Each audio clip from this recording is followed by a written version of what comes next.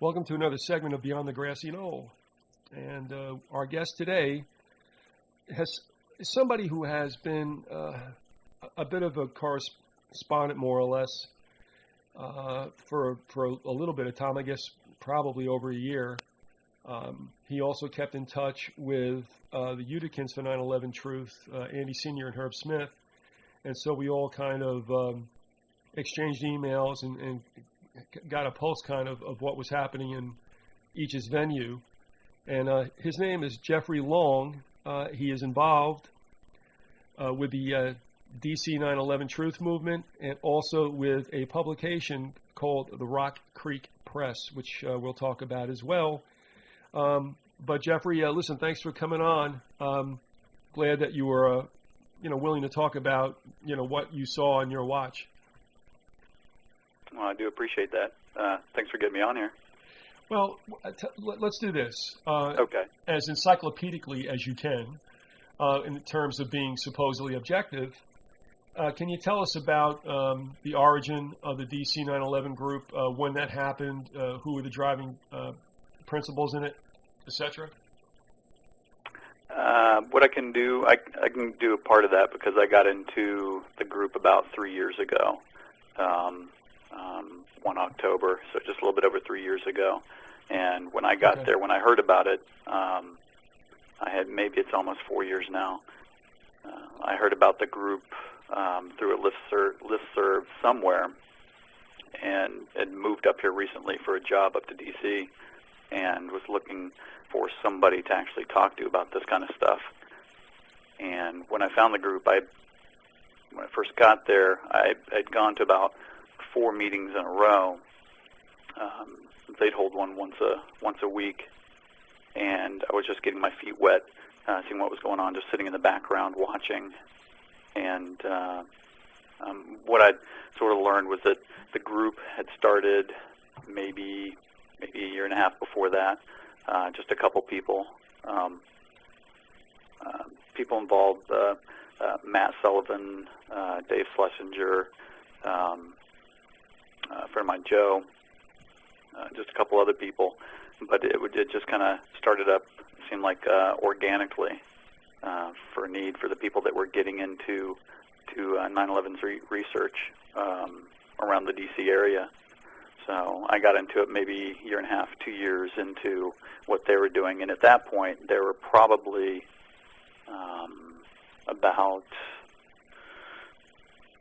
looks like 20, 25 people that were going to the meetings. And one thing that I've noticed after being in it for so long and working with a group is that between 20 and 30 people is where the numbers stay. It's never really grown. It's always stayed around that same amount.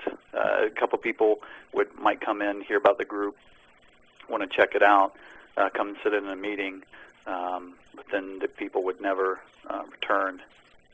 Do you think you ever had any unwanted visitors, so to speak? Oh, well, yeah, definitely. I mean, that part is just too easy. I mean, it'd be one thing if you were doing a 9/11 group out in Iowa and getting a couple of Fed trolls coming out to watch over, infiltrate your group for the most part. But here, it's probably as easy as, one Fed asking another, if he wants to go grab a beer after work. He's like, no, actually I got to go downtown and infiltrate the DC group, see what it is that they're doing. Can you tell them by their, we know they all have government issued clothes for their job. It's usually, the blue blazer and the gray slacks. Do they have any kind of, and I'm saying this tongue in cheekly, but do they have any kind of government issue casual clothes? Can you pick them out by their Izod shirts or what? That would be the easiest part. But it just seems like it's definitely more the personality, the stories that they build, the way that they act. I mean, when you start getting into this stuff and you start really researching back to the Martin Luther King days, the COINTELPRO programs and the stuff that they're doing, you see some of the same things going on. And I mean, one thing from the outset when I joined the group was to let them know that I've got an old intelligence background from way back during the Cold War. Did that for 6 years. And I was working for all the creeps because it was like a joint intelligence center overseas. And the stuff that I saw that was going on at that time, once I got out, I was happy to be away. They tried to keep me in, but I mean, I was working for all the jackasses, and I just didn't like the stuff that was going on. Seeing it from behind the scenes and being involved in some of these Mockingbird programs and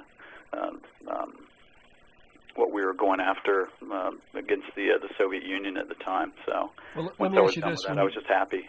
when you use the terminology, they wanted to keep me in. Did they do that by way of sweetening the deal, or by kind of wrenching your arm behind your back? No, it was more when I told everybody that I wanted to get out. That a lot of my friends did, because I was in Air Force intelligence.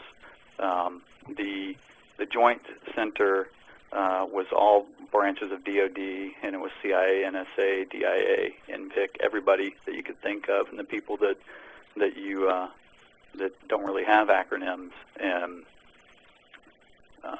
they just thought it was absurd that anybody would do anything like that and want to leave it all behind. All I wanted was my GI Bill, the money for school. That was the whole reason why I went in. And I went in as a graphic designer, went to their design school and some intelligence stuff out in Denver, and that's all I wanted to do. And then they kind of sucked me up into an intelligence role and told me that I was going to be working in Germany and to not get comfortable with what I was doing there at that school when I first got into the Air Force. That school meaning out in Denver? What's that? When you were saying to get not too comfortable with that school, is that the one that was out in Denver? Yeah, okay. Yeah.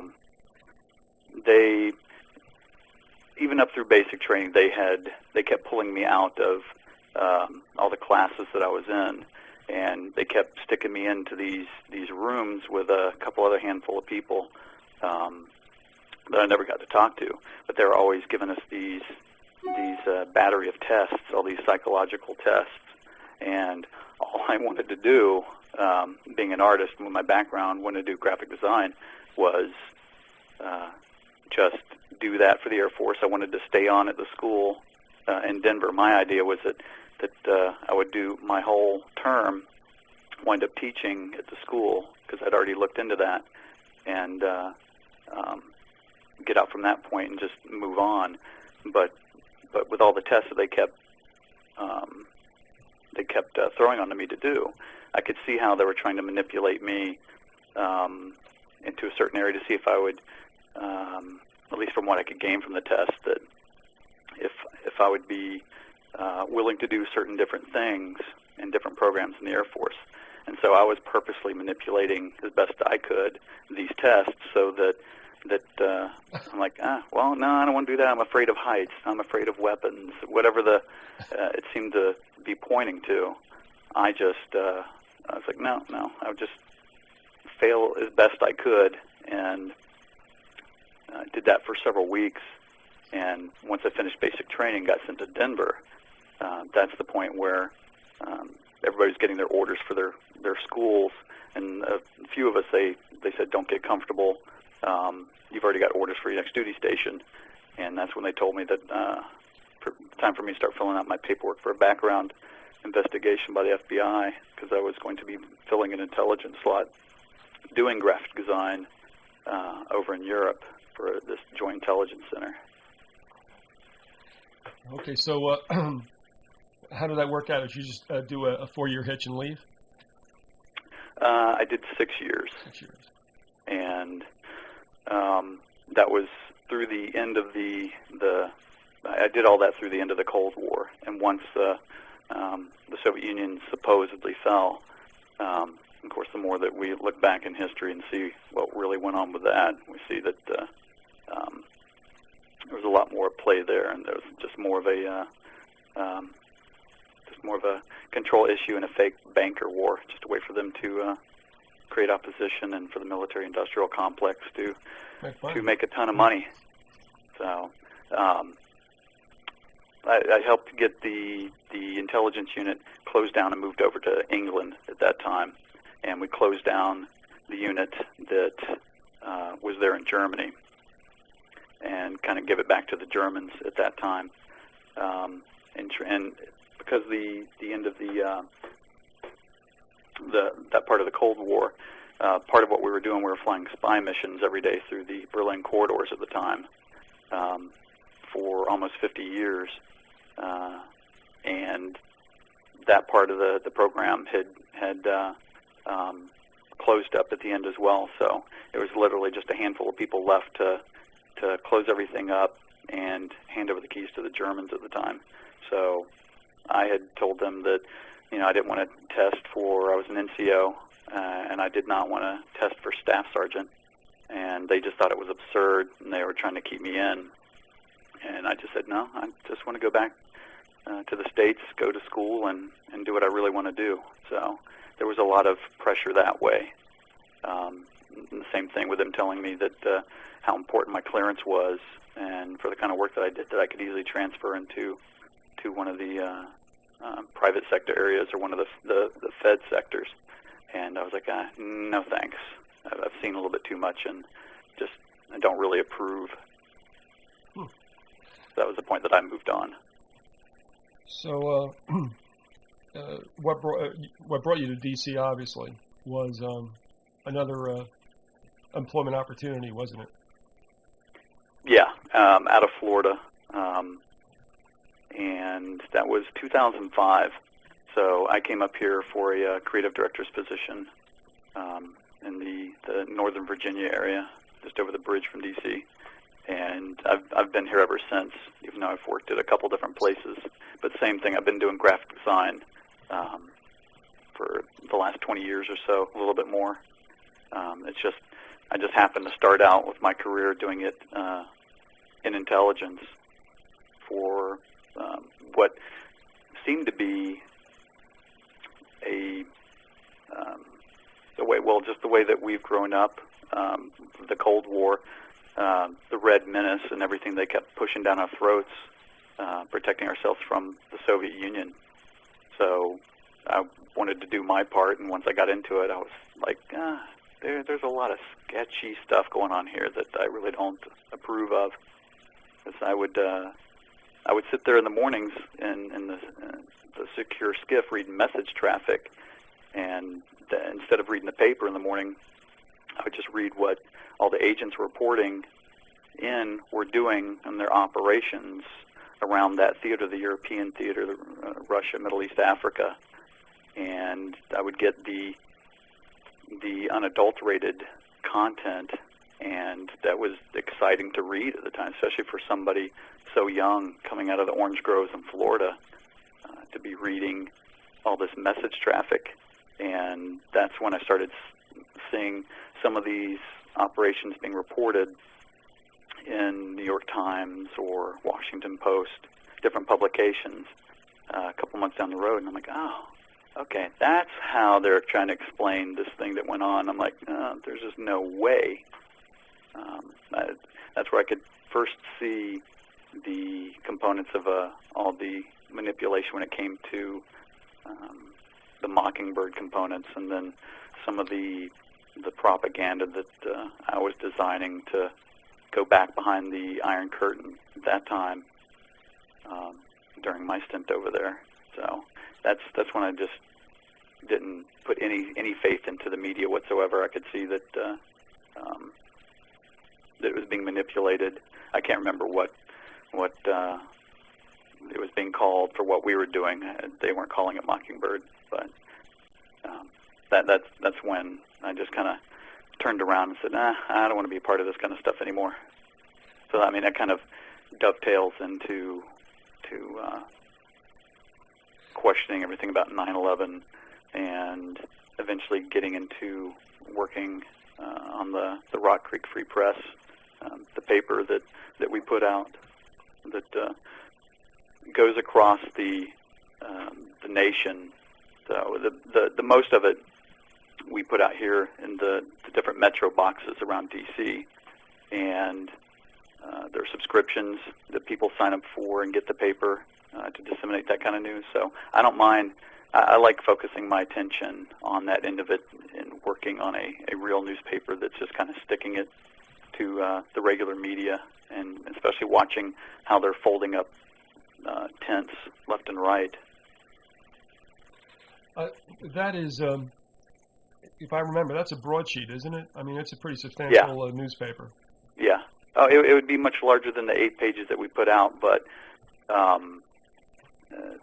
what keeps it that size, mainly for the amount of time put involved, but also the mailing, to keep it under specific mail guideline pricing for the paper to go out as cheaply as it does, because the paper is specifically funded just through subscriptions. People spend $20 a year, and they'll get it mailed to them. Okay. And through those donations, it's what kind of helps pay for the paper. Okay. Matt Sullivan, who created it, put some of it out of pocket into the paper itself. And if it goes any larger than the 8 pages, then there's a huge spike in the price for it. So it just, since we don't accept any advertisers with any kind of funding, everything is just pretty much out of pocket and through subscriptions. All right, how many issues do you endeavor to put out a year? I mean, are you looking at 50 to 52, or? That would be nice. It started out 3 years ago, doing it every 2 months. Okay. And last year, at the beginning of the year, it went to a monthly edition. Excuse me. So if it would be nice to go twice a month, or even if we had real funding to be able to do it weekly. But at that point, you'd have to bring in some pretty big, deep pockets for something like that. Yeah, because that's a full-time operation, and obviously, it's nice that people do things out of voluntarism. But when you get to that situation, you got to have some people full-time and in on that all the time. Oh, yeah. I mean, I just remember your stories talking about what you were doing for the paper around there and how much time it was taken out. And here, between some of the group activities and then doing the stuff with the creek, that's just like a full-time process, especially for something that's not bringing in an income and people aren't being paid for it. It'd be nice to be able to grab the Rocky Mountain News, the Denver paper that just folded. Yeah. Be able to take that on. But I would love to be able to put this out as at least a weekly and crank the stuff out. Right now I'm just trying to rework the website for the paper, because that was just kind of started out in the beginning when Matt put it together, and it was just kind of left to the side with just a couple updates here and there. Just not a very viable portal to go to get any information, because all the time involved was putting out the physical paper and getting it printed and having it shipped back and shipped across the country to where it needed to go. So at this point, I'm just trying to completely revamp the site with Matt and make it like a daily news portal for people to actually go to, because it would be nice to, from the point of getting one paper out and a month later getting the next paper out to the masses, there's so much that goes on in between, and getting some of those news items into the paper, by the time you send it off to the printer and get it back, so much has changed. It'd be nice to be able to get some daily content in there to fill some of the holes and get a lot more traffic and more people to actually wake up a little bit. And of course, it's a paper that covers so many topics. It's just not all 9/11 at all. It just kind of covers the broad spectrum of what all the creeps are doing with all the health aspects, how they're kind of attacking us personally, whether it's vaccines or water fluoridation. I mean, you name it. First of all, let me ask you at this point, because we'll come back and revisit the Rock Creek Press. Right. What is the URL? Is it rockcreekpress.com? What is it? It's rockcreekfreepress.com. Okay. All right. People can go check that out. And I want to also say, you just reminded me, too, that there is a part of you anyway that is kind of a watchdog with regard to allopathic medicine, and I'm glad you mentioned that. And I want to get into the DC 9/11 Truth Movement. But before we go there, I just want to ask you a take on this because, well, I'll just ask because I think I'll know the response. Did you see or hear or watch the news when it came out with the conclusion about 3 weeks ago that vaccinations have nothing to do with autism? I didn't see that portion of it, but it was being discussed through the DC 9/11 group. So I saw through the discussion what was going on with it and the absurdity behind it. Oh, my! And the thing is, I've known personally some people who really don't want to believe in conspiracies. And that doesn't mean they're false. It means that there's something nasty going on in secret, which, of course, the world is full of, and who would rather not deal with that. But through what they saw happen to a child compared to what happened to other children, et cetera, had no other choice but to come down on the fact that their child was vaccination injured, Mm-hmm. and are completely confident that that's where it came from. So at any rate, to me, it's a slap in the face to all those people. I mean, this thing didn't come up with a bunch of wacky people. This is over time, and people wonder, where did this come from? And we don't have to go through the whole thing here. And for them to come down with the decision, no, there's nothing that connects it. To me, I don't know. It was just, it's like a sledgehammer coming down on an egg. You know what I mean? It's like, you bastards. You bastards. So. Well, the part that people forget is just months ago, Supreme Court with that one couple, I think the husband was a lawyer, the wife was a doctor, I can't remember which, and they were suing, and they actually won in the Supreme Court, and that's when it came out, originally saying that, vaccines are tied into this, and they do cause autism. And then with a little bit of digging, then you see that, there's actually a vaccine court. Why would they have a vaccine court? And then it goes back to like 1988 with this law where they've been paying out families. I think that there are like 11 major cases where they've paid out families due to the injuries caused by vaccines alone. So people have a short attention span when it comes to something like that. And I've also noticed too that a lot of people that I cannot talk to about 9/11 and even bring that up as a component that something shady was going on, that you just can't trust your government. That you never really could, but everybody seems to think that they can put faith in their surrogate parents, their Uncle Sam and Lady Liberty, yep. As if they're, they keep getting beat over the head by these nasty parents, the federal government, and then they keep running back to them as if they're going to save them. But go ahead. No, Jeffrey, I just wanted to resonate with you. I was with a group in back of somewhat of a health and organic meat and poultry and dairy provider. They all knew that the government was giving it to them with regard to, obviously, the purity or the lack thereof of the food they were eating, and ironically also trying to close down those outlets, that did not get involved with that kind of defilement of the product. And of course, they're the ones that the USDA and the FDA clamped down on. So they understood that government was giving it to them in the rear end. But then when you suggest to them that same government, by the way, is also giving it to you in the rear end about 9/11, a lot of other things, man, they turned on me like I was a raw piece of beef in a coyote, huddle. And I'm like, you idiots. And I just said, look, and I had to get out. I said, look, good for you. Yeah, Ron Paul's going to save the day. Right.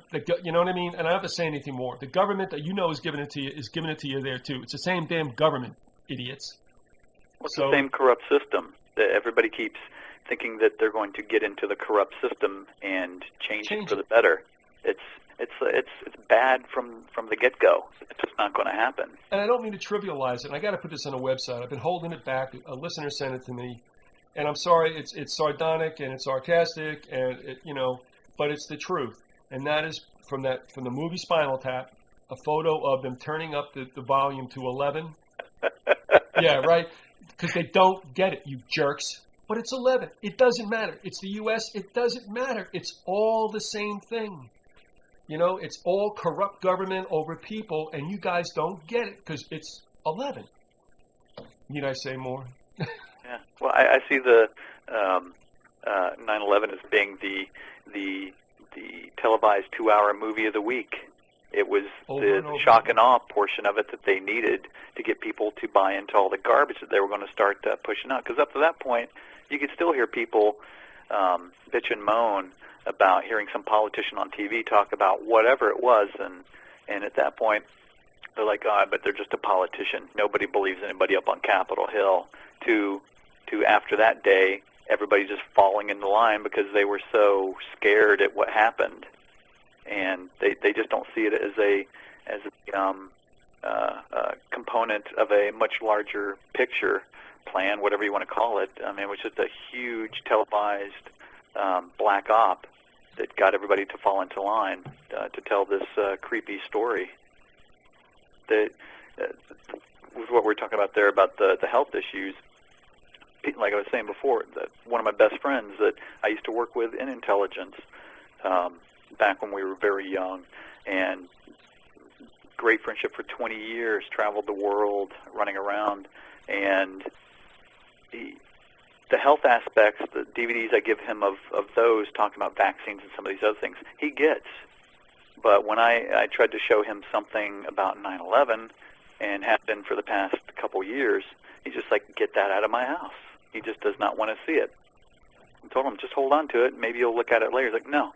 And he'd just start laughing uncomfortably. Get it out of my house. I don't want to see it. And he actually took it and dropped it on the floor. And then he started getting copies of The Creek in the mail, and then he called me up and just railed on me one morning on a voicemail. Just told me to never call again, never email, don't write letters, nothing. He was done with it, and I just think that he's in fear of actually dealing with what actually happened, and that he knows in the back of his mind that it's true because he's a very bright guy, works for an Ivy League school, and he's just afraid of, he just brought 2 new family members. He's got 2 young kids, brought them into the world. He's working for one of these creepy Ivy League schools, and I can only imagine. I don't have any kids. I'm not married, but at this point, there's just no way I could bring anybody into this world knowing what's going on, and the more that I get into all this stuff. I just, for the most part, when I can't get some people outside of that friend of mine to look at anything about 9/11, I show them. I've been going this whole route over the past year and a half of pushing the disease industry and exactly what it is, just another financial grab, and what they're doing. It's like some sort of slow eugenics program, and they get that. Because they've been dealing with this health stuff for the longest time. Oh yeah. And once they realize how bad, how deep it goes, then some of these people will actually start buying off onto some of the 9/11 issues. They're like, oh wow, okay, now I finally get it. I can see. They see the same model, the same playbook in play in the health industry, the disease industry, the U.S. education industry, you name it, and it goes right back to the same things. A lot of times you see the same board member CEOs that are part of all of those other components, whether it's health industry, insurance, financial, that sit on the boards of ABC and Boeing and the other things, and it just it all ties together. I just think that what you were saying before and what we're talking about, with looking more at the 9/11 movement and the direction that it's going, I think that it's pretty much stalled. There is, we're 7 years into it, 8 years into it now. Kind of jumped the shark, and I think that they did a great job of getting a lot of this stuff to implode. I think it was originally created from the outset. I think it was a completely controlled movement when you start seeing certain players involved in the way that these certain people were acting, how they build up their street cred, get propelled pretty quickly up to the tops of the ranks of this movement, and then just do something to get that component of it to implode or get you derailed off to the side into a corner to bicker back and forth about something that doesn't really matter without looking at the larger picture. And it's, to me, the more that I look at everything on the outside of it now, having looked at, because I've been looking at 9/11 stuff, getting into it heavily since about 2003, and I started to have an oh shit moment as it was actually happening today, watching them replay the towers coming down. I had a friend visiting from Germany, and I brought her into the kitchen. I'm like, come here, look at this, as they keep doing it. It's like, look, it looks like about every 10 floors in these windows from this angle, you can see these bright flashes going off. I'm like, this building's coming down. It's being imploded from the inside to make sure this thing comes down. And from that point up until about 2003, I completely forgot about it because they kept replaying the same stuff over and over again. And I forgot about it. I didn't realize that until later, that I'd even seen something like that. But I just remember Bush going into the elections, running up on all his stump speeches, talking about this coming recession. That's all he kept talking about. I just remember that. He gets placed into his dictatorship, and we're going into this recession. Then we have this 9/11 black op, and the next thing you know, we come out of the recession because now all this federal money is just flowing everywhere through the military-industrial complex, creating jobs, the security apparatus that were going on. It just seemed like it was a way to keep the U.S. economy going for just a little bit longer while they could bleed it just a little bit more. Well, that now that we're at the end of it, it's like that was one of their last-ditch attempts, and now they're just kind of run dry on everything that they're doing. And now that the economy is just completely tanking, and it looks like we're going into like a really nasty depression soon, that they probably don't have enough time to actually pull off another 9/11 style event, because it just seemed like it was a slow release, like a steam valve, that it was going to come out eventually. Mm-hmm.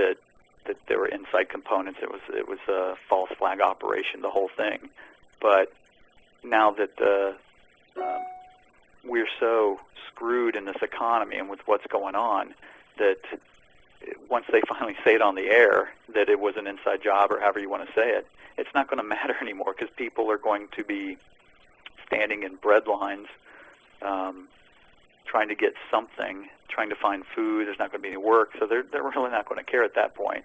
So it just kind of seems like it worked to their advantage. Yeah, and of course, as we move away, the time does have its effect of really dampening most people's,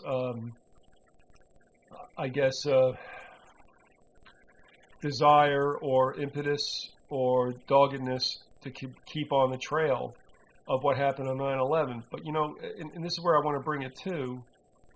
One of the things that I objected to, just personally, when they started talking about 9/11 groups, calling it an inside job, my feeling was that means it's like a Bush thing. And I'm thinking to myself, people, it's not a Bush thing. It's a government thing, and it's been going on since the beginning of the 20th century. Mm-hmm. You know, McKinley, a Republican, presided over the Maine incident.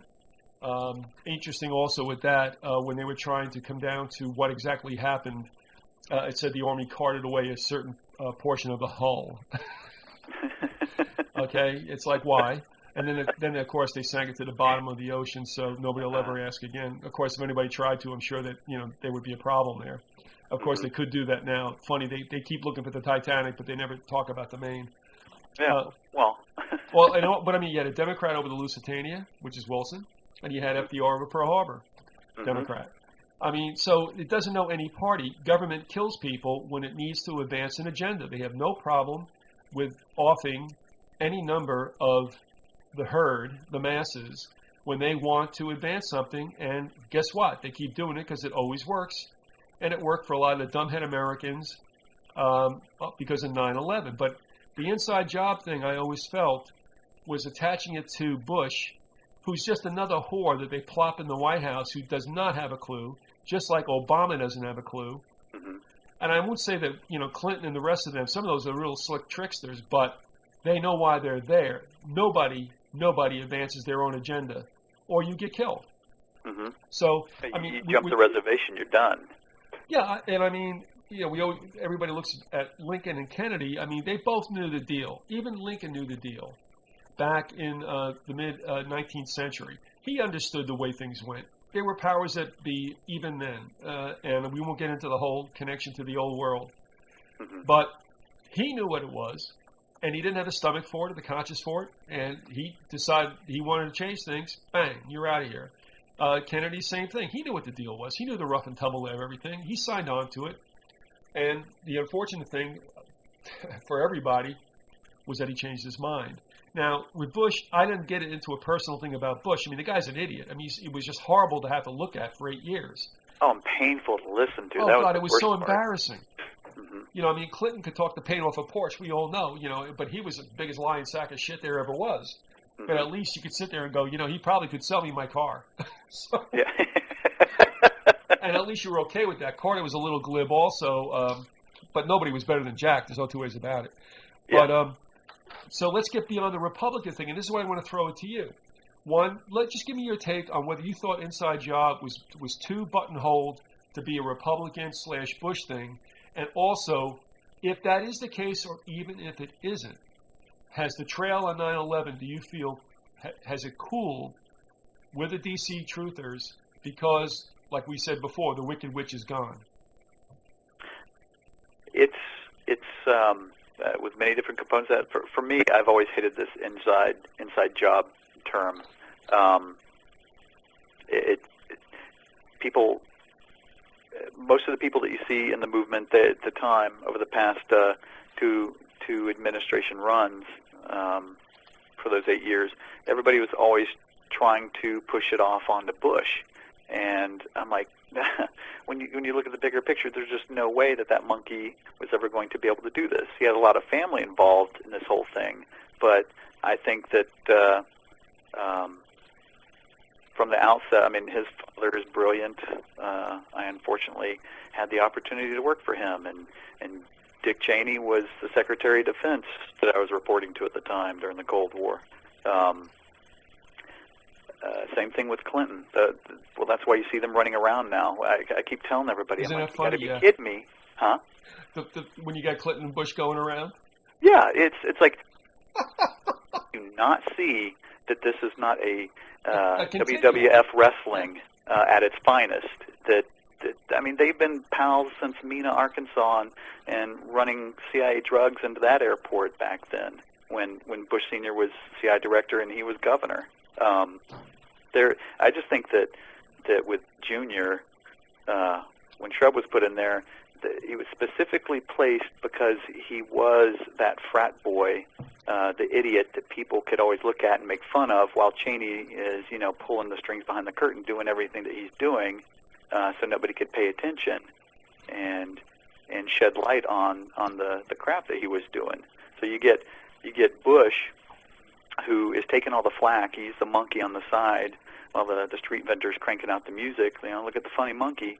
it'd be easy to try to tack something on to somebody that was so hated over those 8 years, and then, and I tell everybody the same thing, that everything that they did during those 8 years, they didn't do anything wrong. They're not inept. They always want to be perceived as being Keystone Cops. That's right, exactly. But you keep thinking that they are Keystone Cops. The CIA, they're just an inept intelligence agency. It's all centralized, but they just can't do their job. So they can keep doing what they do best. And you get somebody in there. Everything went well with the Iraq War as far as the people who were taking control, making tons and tons of billions in cash, just completely decimating the U.S. economy and putting in their security police state. Everything went fine for them. So you create this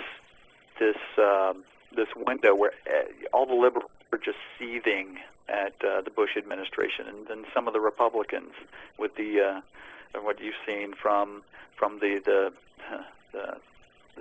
Patriot movement, and then you get the savior that comes in, Obama. Yeah. Oh, he's going to save the world, and so it's like you've got it set up perfectly to where the Olbermans and the other people who were attacking so hard, which I think that those kind of people were just put in place to kind of stoke the fires for that kind of hatred, that you get somebody in like Obama, then all of a sudden people, you see how lulled everybody was into this sleepy state that finally Democrats coming back into the White House, he's going to change everything. All the liberals are going to calm down and think that they've got their savior, and God forbid should you bring up anything about 9/11 and some of the other problems that were going on, then they turn and look at you as if you're some sort of pariah, like how dare you? We've got the good person in now.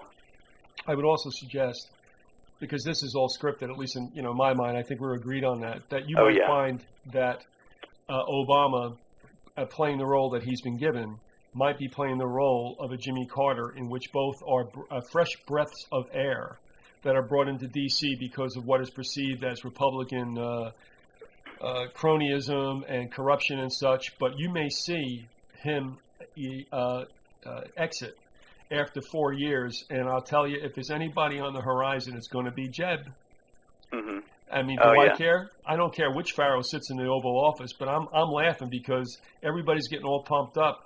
But it could be his role to play Falstaff after in a year or two and be dismissed in ignominy out of D.C. And then guess who comes back? The Bushes with Jeb. Yeah. Well, it's a constant good cop, bad cop scenario that they keep playing. Yep. That's all that it is. So, you get everybody pissed off and angry at one, and then the other guy comes in, and he's going to smooth things over. But they're still working for the same organization for the same goals. It's just, who hasn't? I'm just amazed that when you see something like this faux presidency thing with 9/11 and on all these other operations and black ops, that if you're still watching TV and you've ever watched an episode of Law and Order, I mean, they lay it out for you, how to do an investigation and how to come to the proper conclusions. It's like people figure out when they're watching TV, but as soon as they pull back from the boob tube, they don't apply it to real life. No, they don't. They don't. That's absolutely correct. I know. And what I want to do is we could. Mm-hmm. I mean, let's get into the thick of it. You were in the 9/11 movement in D.C., which probably has amongst some of its visitors or some of its charter members some luminaries, but that doesn't mean necessarily that it's any better than any other organization. And they've all had, I think, some problems. I mean, the one in New York is just like dysfunctional kindergarten. And then we also had that strange situation up in Albany where one guy recanted it was bizarre. And of course, Andy Sr. and Herb Smith watched all that and were like, holy mackerel, But so, I mean, what is going on? What's your assessment of what's taking place and what you experienced in the time you were there and what you came away with? With the DC group, for the most part, has outside of the federal trolls and agents that are infiltrating it. The real people, they're really good people. It's a much older group than most of the other 9/11 groups out there that are mostly college, Yep. 20s, some 30s, something like that. I'm the youngest one in my group. There was a high school kid that came and checked out something a few times, but I'm the young kid on the block, and I turn 40 this month. So I mean, the age range goes up to late 70s in the group, and there have been some people doing different kind of activist roles for a long, long time, for at least as long as I've been alive. It's for the most part, it just seems like a meeting where people get together and want to talk over some issues. I'd be happier if people would get together and just want to use it as a place to vent and talk about what's gone on that week. But it just seems to be, which I was railing on in the group, sending off my tirade emails. I think I sent you a couple of. Yeah, they were good. I might not write anything for a while, but when I do, I just can't take it anymore and just do a dump. Yeah, they were good enough to steal, Jeff. Yeah. It just seems like it was, for the most part, just these 9/11 truth buffets. You know, people would get there and then they'd meet at the restaurants and talk some, but just sit there and gorge and talk about some of the esoteric topics. And then it would always turn into some sort of agenda-driven meeting. It was like some bad PTA meeting. And what I kept saying was that with the style that it was set up for getting because these people were friends of mine, some people that, a couple I just don't care about, but for these events, some of these events that we're trying to put on, they were just time hogs, and we do some of the same events every year, and there's no reason why it would take 4 months to set up something to go to a county fair and put up a table and do a tabling event to get some information out to where we pay the fee and get in and push our own propaganda. But you know, we had to have this committee, and then these subcommittees report to this committee to do this, and after a while, I'm like, no, thanks. People ask me, well, do you want to help out with this committee here? I'm like, no, not at all. It should be, we should be able to take care of something like this through email, calling people. It's very easy to do. And I just got so fed up with that portion of it once Matt Sullivan, who pretty much chairs the group, and I can see that he's fighting it most of the time because he's trying to get people together to do something that is always drawn out, that people just drag out for too long. He found this other outlet. He thought about doing podcasts for a while, but there are a lot of great shows out there like what you put together that people are so good in that respect that there's, you know, why recreate something like that. So he decided to start putting together the paper, and once that started coming out, that's where I decided to start focusing my attention. Do you feel much rather pull away from the actual group dynamics of it and spend all my time focusing on the Rock Creek Free Press and getting that out and helping with the graphics and editing, and there's a really good component of the group that I like dealing with in the DC group that focus a lot of their time now on the Rock Creek Free Press instead. So it's slowed down quite a bit, and we actually focus half our meetings now on bringing in articles for it, editing the paper, and when it comes in, we'll actually have folding and labeling meetings to where we get the stuff ready to go out by mail and get it distributed around the DC metro area to all of our news boxes. So maybe it's because it is an older component, but one of the things I said in that email that you saw was that if we're going to do something like this, stop having these meetings in these dark rooms in these restaurants where, for the younger component around D.C., they can't afford to go to these restaurants and eat. And when they do show up, it doesn't seem like anything's going on other than this PTA-style meeting agenda. Why don't we, when the weather's good, sit at, DuPont Circle or whatever, at these outside pubs and have all of our propaganda with us, our signs, the papers, and sit there, have a good time, a happy hour, but talk about all this stuff. Yeah. And most of the people in the group balked at it. There's just no way. If it was summertime, it was too hot to do it. If it was winter, it's too cold. So a few friends of mine and I would get together, and that's what we would do. We would just go sit at these places and talk about it openly in public, and that's how we could engage people in a much easier, friendly way. And people could hear us talking about it in public to the point of like, oh wow, I guess it is okay. And we would hear a few people come over, or they would hear it and come over and want to discuss what's going on. And you could just have a nice dialogue going back and forth. I mean, that's how we got that John Judge intervention interview from Kramer's that one night that you might have listened to. Do you want to explain what happened there? John Judge,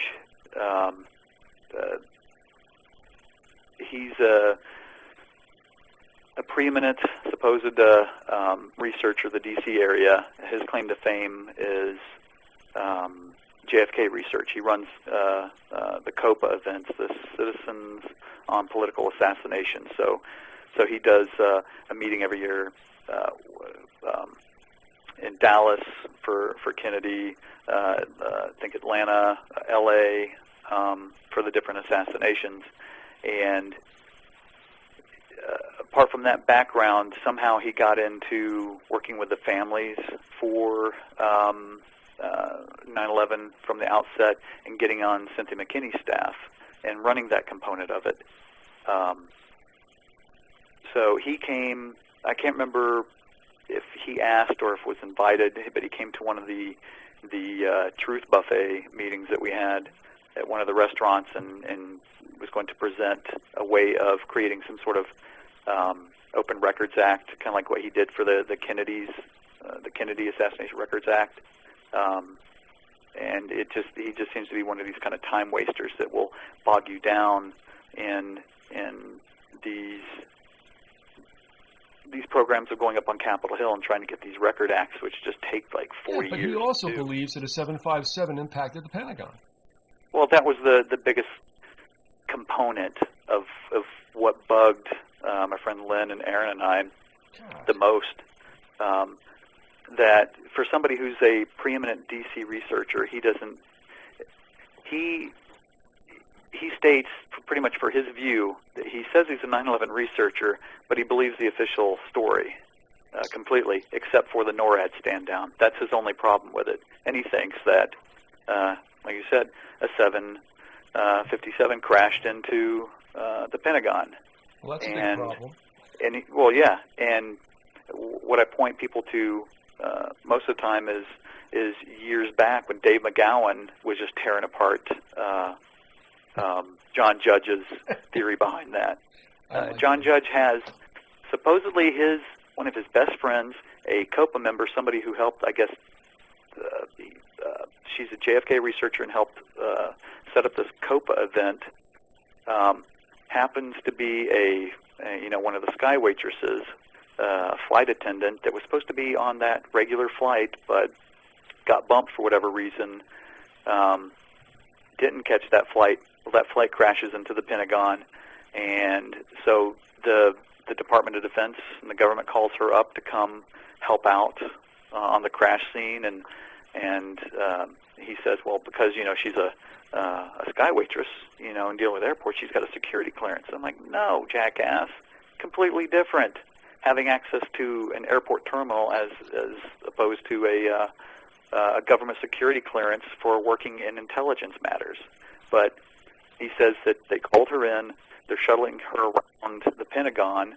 They take her into the hole. He first says that night, and then it turns out it's like a week later, then 9 days later.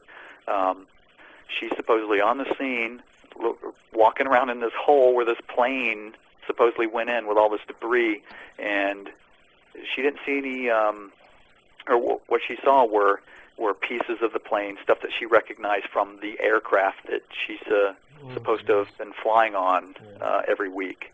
And then they start showing her autopsy photos of the people that were on the plane, and supposedly she had seen a severed arm in one of the photos, and it had some bracelet on the arm. Of some friend of hers. Like, oh my gosh, that's my friend. There's confirmation that this thing crashed into the Pentagon. But for somebody who seems to have this access, and the government's going to call her, this JFK researcher claiming that the government killed Kennedy, they're going to call her into the Pentagon and have her confirm that this aircraft crashed in here, but she won't talk about it at all, except at one COPA event back, I think 2002, something like that. But he will not provide any information on her full name, won't show a pay stub that she actually did any of this stuff. I mean, his stories are just absurd. And two of the members in our group, long time friends of his, activist friends, questioned him on this once we brought it up to them, and they had a blowout because he just wouldn't answer any questions. He's like, I'm not going there. I don't have to answer these questions. And at that point, they're like, okay, something is definitely wrong here. And what Lynn, my friend Aaron, and I did one night while at Kramer Books down in DuPont Circle, it's this nice mixture of a bar and a bookstore, which is just fantastic. Good brew and great books. And we were sitting there late into the evening, and it was almost 12:45 when we were leaving, going through the bookstore, saying goodnight to each other, when I hear John Judge's voice. And next thing I know, Lynn and I realized that our friend Aaron is being attacked by him verbally on the other side of the bookstore. And so I grabbed my recorder. I'm like, oh, well, this is the chance to ask some of these pertinent questions of him. And we get to the other side, and at that point, we get into it with John Judge. I'm pretty much just holding the recorder between both of them as they're sparring back and forth. Aaron left in disgust because it got very heated up to that point. But Lynn did a fantastic job off the cuff asking all these questions, and I was able to record the whole thing and upload it to archive.org, where anybody can go and download it and check out and just see how absurd that this character is in being a supposed 9/11 researcher for the movement. But do you remember I don't even know the sites there anymore. I mean, this shows you how much it means to me. Mm-hmm. It may be there in the memory hole or something like that, unanswered questions. Mm-hmm. And I mean, some of the principles that got involved in that, to me, are the biggest quislings, I think, around. And I'm sorry to say it, but I mean, Judge is one of them.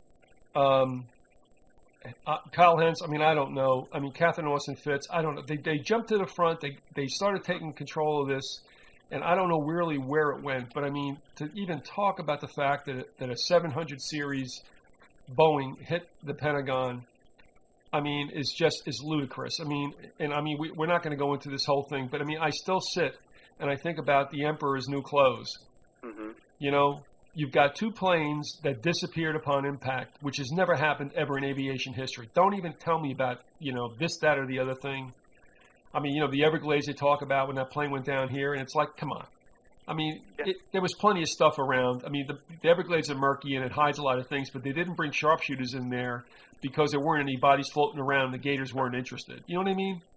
Right. It's absolutely fatuous. And I mean, for someone like Judge to get on the side of that, and that whole crew, I don't know, it just stinks. It seems to be that day was the only day that the laws of physics did not apply to specific plane crashes. Yeah, in certain sections of America. Yeah, it just they were. everything changed just for that day only. You know, it was fine up till the day of, and then the day after, as NIST seems to like to think. But that day, physics just didn't exist the way that we know it here on planet Earth. No, and what happened was they showed ad nauseum, and I hate to use that term because I don't want to disrespect those who died in that. 3,000 person body count is horrible. But everybody, one of those people is a cousin of mine, and I always go that angle when somebody's like, "How dare you talk about these people that way?" I'm like, "Hold on, jackass. One of those people was a family member of mine, so don't even." It's like I'm involved that way, and I'm questioning the official story. You know what? I'm going to guess also that there are many more family members who know it stinks, but what is it going to rot? You know what I mean? But, you know, to me, if it were one of mine, in fact, you know, I had a former neighbor in Jersey who didn't come back, and another one across the street who was in security, who got transferred to Harts Mountain or Richfield Park and escaped that. But the thing is, no, I want to know what happened. Don't tell me about I'm disrespecting anybody because I'm saying, you know what you tell me stinks. So, no, it's not a matter of disrespect at all. So, I mean, they play that card all the time, and that's bullshit. Yeah. Excuse my French. There's just certain protocols involved when anything like this happens, and I'm sorry, they didn't follow any of it, so I have questions. You know, when a plane crashes, NTSB is supposed to take care of it, not the FBI. There are just certain protocols that are set in stone, that it just happens that way. It was, I mean, I worked on plane crashes, part of what I did when I was in the Air Force, always investigating Air Force aircraft, pilot crashes. And, of course, the generals are always trying to, like, well, you need to make sure that it does this and it says this kind of thing, and if you're going to design this part of the component, it needs to look like this because it has to look like pilot error so that the family can't sue the manufacturer of the F-16. I mean, that stuff was just going on all the time. It was it's just endemic of the whole system. I mean, I remember telling you that before. I think that they yanked me off Pan Am 103 as I was supposed to get on that for some mandatory vacation that I was supposed to take back to the States, me and another guy that I worked with, and heading to the airport in Frankfurt. They're like, "Oh, here, give us those tickets. We got you a different flight. You're not taking that one." And I'm like, "Well, everybody at home is expecting me to come in on this flight, so instead of Frankfurt, London, New York, down to Orlando, now I've got a direct flight to Florida." And I couldn't call anybody and tell anybody because we were literally leaving, and it was just so odd. And so when I get home, everybody's freaked out because they think, you know, I'm like a ghost walking in the door because they're watching it on the news that the flight that I was supposed to be on had crashed. So they're just, when a plane crashes, there's just debris. They're just, you know, there are physics involved. And they just like to change everything. Everybody's perception. Everybody forgets how things are supposed to work. Anyone can go to any sites, some of them are government, about aviation air crashes through 5-6 decades. Try to find one that atomized. And we're talking about planes, and of course, I don't want to rehash old stuff, but we had that Russian airliner that dropped in the Ukraine a couple of summers ago. 35,000 feet, dropped like a brick, stuff all over the place. Engines, plane parts, unfortunately, bodies and body parts, no problem. And then you're led to believe that in Shanksville, a plane fell from about 1,500 feet into that crater, and it all just went down the magic hole. Right. And, of course, in the Pentagon, you have a plane with 2 6-ton engines, one down each wing, where it hits the building, and these wings fold in like blades on a Swiss Army knife. And the engines don't drop outside, nothing happens. I mean, it's absolutely insane. And of course, afterwards, and you know this too, Jeffrey, I mean, they come out and they mocked up a bunch of, beauty shots. Like that famous piece of what it looks like American Airlines skin, like sitting there in the lower right-hand corner with the Pentagon in the foreground. It was like they did it at Sears. Yeah, the prop piece, you know, the set, the movie set. And that's one thing that one component of this 9/11 movement, this 9/11 bowel movement, and how constipated it is that just how they do especially here in D.C., I mean, you've got this left-right camp. It's the Democrats and Republicans. You see it in the bars and every place. Same thing with, like, the Pentagon. Don't go there. Don't look at that information because it's just a honeypot. And then you've got this left-right component, whether they're like, oh, no, it was a plane crash there. No, there wasn't a plane that crashed there. Oh, no. And then they just keep going back and forth, talking about missiles and the other things. And then you get somebody like Craig Ranke and Aldo with CIT That's right. who get on. They come out from L.A.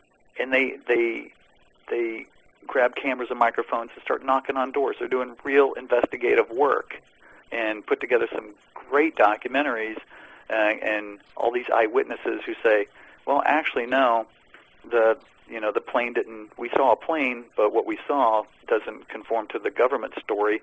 And then the whole left-right camp, all of a sudden, they get together and turn and start fighting these guys, just going, no, you guys are crackpots. It just you just see that it's a fake fight. It's like the mafia. You've got all these competing families who have no problem shooting each other, controlling their space, New Jersey, New York, wherever. But when push comes to shove, when they're being attacked from the outside, then they join forces and turn on you. And it, just with all these different areas, same thing with the Shanksville, with the towers. There's always this left-right component. You can't have a third party in there with any kind of other information. It's just because you're a crackpot, and then that's what brings out the trolls. And you can, it's so heavy on 9/11 Blogger. Talk about a dead site. That is nothing but controlled by these either feds or these blog armies, these boiler room blog armies. I think I sent you an image of one corporation that was advertising that no matter what side of the argument you're on, they will argue it for you in the blogosphere. You give them the information, and then they'll just go trolling through the net on all these sites and just attack people and create this kind of dissent and whatever it is that they have to do. As long as you pay them, they will sit there and fight your fight for you through the internet. See, that's the sick part, is that somebody's going to profit off that. That's where it gets sick. Yeah.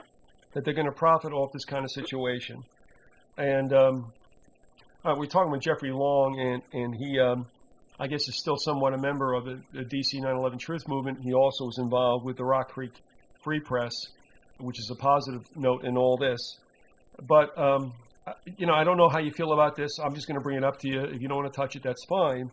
But I wondered also if that group has suffered from the visitation of certain luminaries, who I think are also full of dung. You want to pick up on that?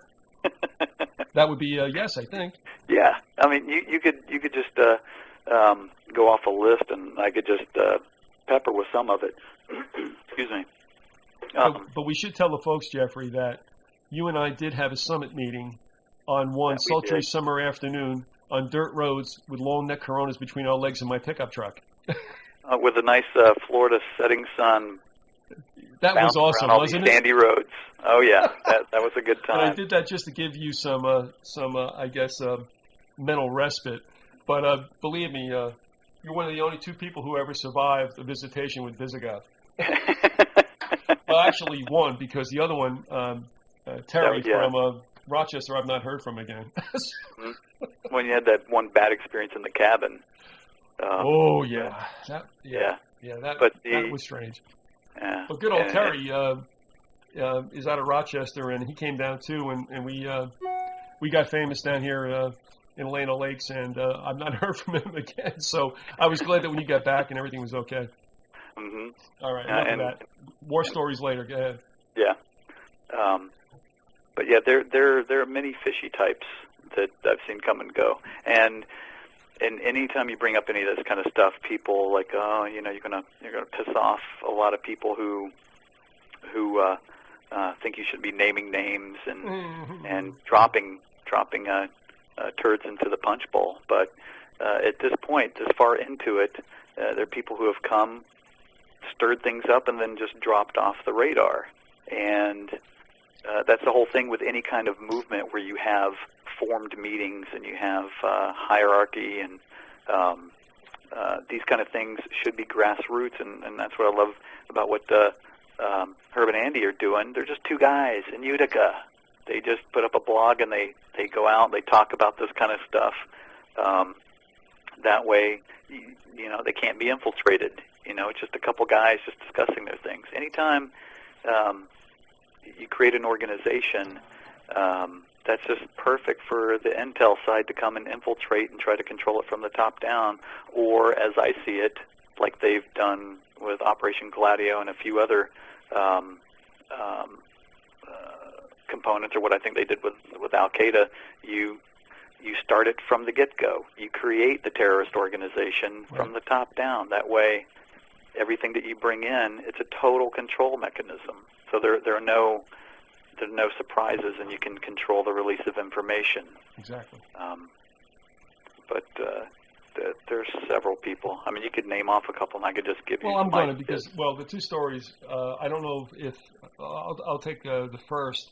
I don't know if you had such an experience with him, but he went up and just, you know, got everything all roiled up in New York. And I think he's a phony, mainly because he spent a number of years writing books that whacked Daddy Bush and Son Bush. And then, of course, like just out of the gate, started whacking Obama. And it's like, well, what really is your purpose? I mean, so what's the solution, Webster? Well, dealing with Webster is like with like any professor that you'd have in any class. It's like no matter what you could say, it doesn't matter. They're right about everything. And I've had dinner with them a couple times through the group. We different times lived there, but in Wiesbaden, Germany, where I lived, he lived. He worked on the same street that I lived on for a while, where the base was, where he was doing some publication work at that time. But I've given him a ride home before. But every time that I do talk to him, it's like we've never been introduced before, and I don't know with him whether it's ego or it's the bad side. I have no idea. Is it different? With some of these people, their ego is just so thrown out there in the forefront that they're either acting like an agent, or they're just a big jackass with a huge ego. And either way, the purpose is served for the other side. Do you think he ever divorced himself from LaRouche? Really? I think it would be kind of hard to do. I mean, that's one thing my father said when he was reading one of those books. And once he got through the LaRouche component, he's just like, oh, God, I don't know if I can read anything about this guy now after seeing that. Mm-hmm. And people could say the same thing about me, having done work for the CIA, NSA, and all those other jackasses. That I mean, at least I always joke about it in the group that I'm the one outed spook, and I'm like, hey, I'll show you my resume. Here it is. You can go look at the information. And but the thing about Tarpley, though, is, I mean, you know, you spend this time whacking two presidents. That's fine, okay. And then, of course, Obama comes around, and he's not even been elected yet, and he came out with something there. And Andy Sr. had an exchange with one of his publicists, and really what it comes down to is the guy's trying to make money. So, I mean, if all presidents suck, what does that tell you? But, you know, of course, that isn't part of the paradigm. And the other thing I'll say, and I'll say this, and it's not Jeffrey that's saying this, and that is, to me, the LaRouchian group is nothing more than a backdoor to world government, because if they're so concerned about the United States, I find it strange that they have, you know, global chapters, and there's some interesting stories about what happens in Europe also. You know, and I tell you, I had dealings with Anton Chaikin, I'll say it, and Jeff Greenberg, and I think they suck. They're nasty people, and I think they suck. So anyway. Mm-hmm. So yeah, the only positive side I see, and I don't even know if it's like a limited hangout, is that 2 years back, maybe a year and a half back now, where he was outing a bunch of probable trolls at the time that definitely seemed like paid agents or cubicle blog armies working under, you know, one assumed name. And then all of a sudden, that's when the hate was sort of turned toward us in the group. And then these same groups are the same people on the blogs that attack the Rock Creek Free Press now for not being a specific 9/11 only newspaper, that we talk about all these other components.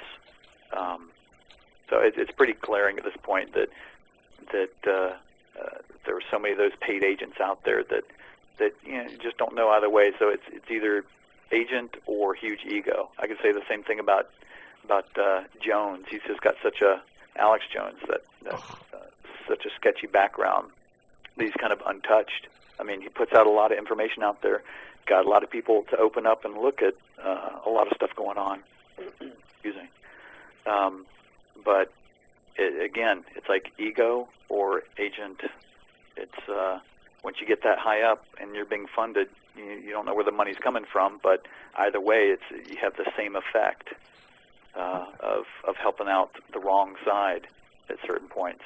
Well, I think the point is that yes, some money and support has been definitely injected there because, and again, I don't mean to go through this territory, but real quickly, I stopped listening to GCN. There was no RBN at the time because Bad network.